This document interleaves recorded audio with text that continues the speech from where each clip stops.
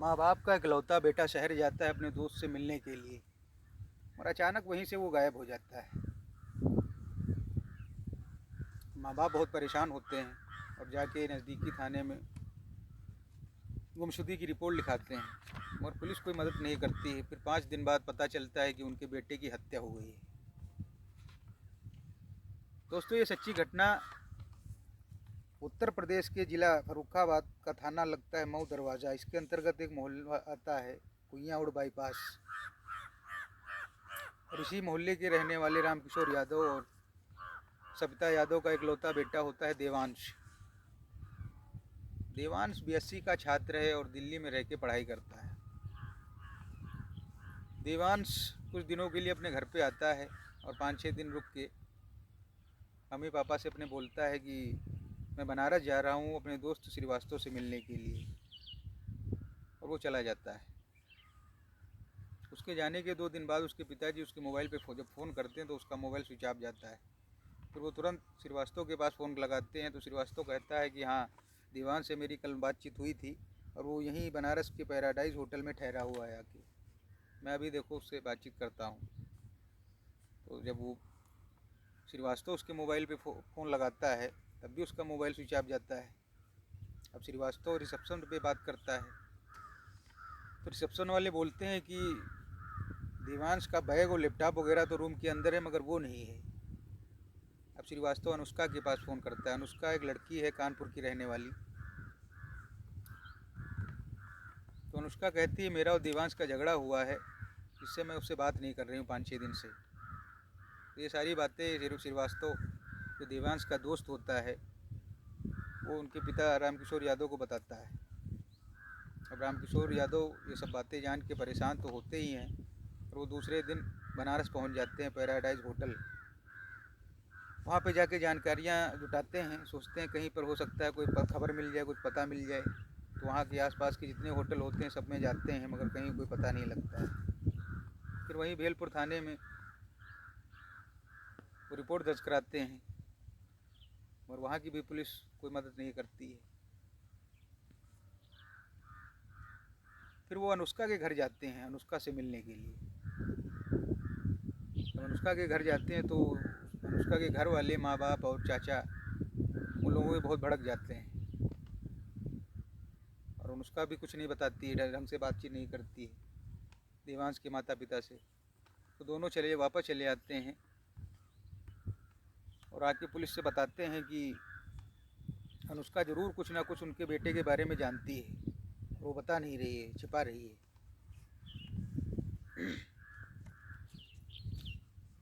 उधर अनुष्का के घर वाले जब ये सारी बातें जान पाते हैं, जब उनके देवांश के माता पिता वहाँ पहुँचते हैं तो घर पे बहुत गड़बड़ हो जाता है, परेशान सब लोग हो जाते हैं, जिससे अनुष्का को घर से निकाल दिया जाता है।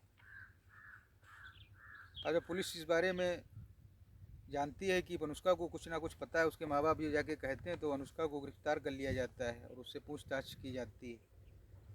अनुष्का इतना डर जाती है कि बगैर किसी दबाव के, बगैर किसी शक्ति के वो पुलिस को सब कुछ बताना शुरू कर देती है। और पुलिस से ये कहती है कि देवांश का मर्डर हो चुका है।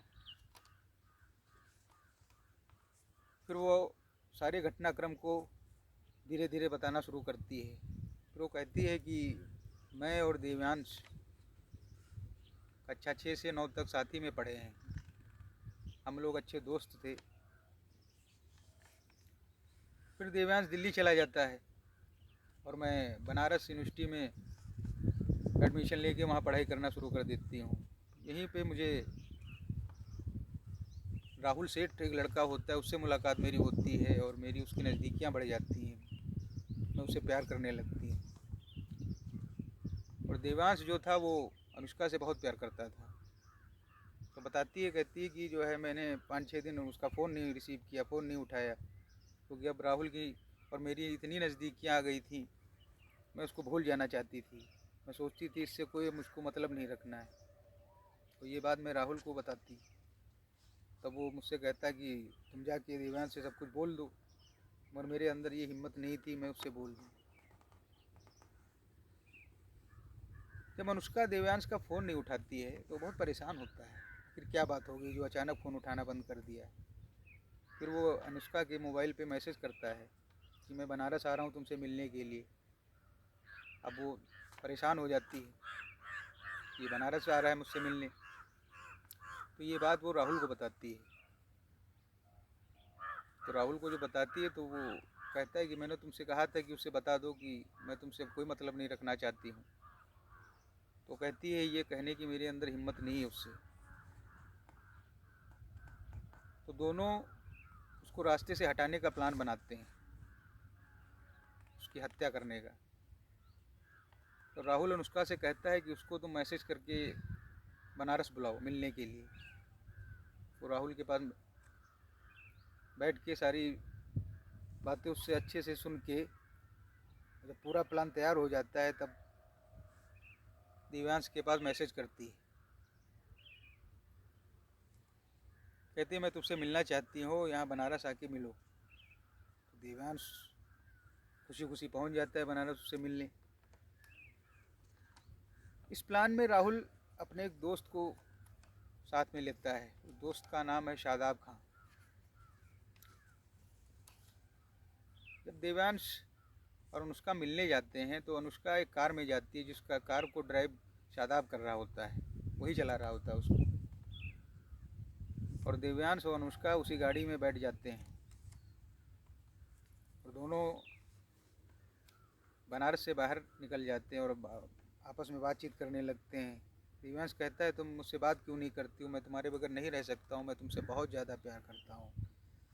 यही सब वो अनुष्का से कहता है। तो अनुष्का भी, क्योंकि उसको तो कुछ और ही करना था, उसको अपने झूठे प्यार के जाल में फंसाने लगती, प्यार भरी बातें करने लगती, कहती हाँ मैं भी तुम्हारे बगैर नहीं रह पाऊँगी और ये है वो है, यही सब बताती है। और कहती है कि फ़ोन पे ना बात करने की बात यह है कि मैं पढ़ाई में इतना बिजी हो गई कि मैं भूल गई कि तुमसे भी बात करनी है। तो कहता है, दिमाग कहता है कि चलो आगे से ऐसा मत करना क्योंकि मैं बहुत परेशान हो जाता हूँ। फिर अनुष्का उसको जूस पीने को देती है और जूस पीते ही वो बेहोश हो जाता है। फिर आधे एक घंटे बाद, क्योंकि गाड़ी भीड़ भाड़ वाली जगह पे थी तो कहीं सुनसान जगह देख रहे थे, तब देवांश को होश आने लगता है। अब अनुष्का बहुत परेशान हो जाती, कहती है अगर ये होश में आ गया पूरी तरीके से तो इसको तो सब पता चल जाएगा, सारा खुलासा हो जाएगा। अब वो सोचती सोचती क्या करें, तभी वो राहुल के पास फ़ोन करती। अच्छा, राहुल उसकी कार के पीछे आ रहा था स्कूटी से।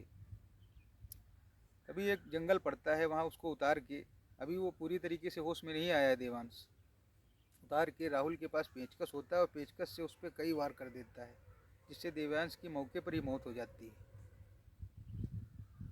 और उसकी लाश वहीं पर फेंक देते हैं और तीनों चले आते हैं, मतलब राहुल और अनुष्का और उसका राहुल का दोस्त शादाब। पुलिस जब सारी बातें जान जाती है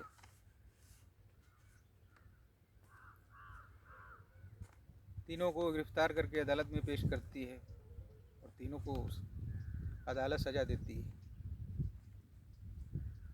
दोस्तों, ये सच्ची घटना आपको सुना के बता के आपका दिल दुखाना मेरा मकसद नहीं है।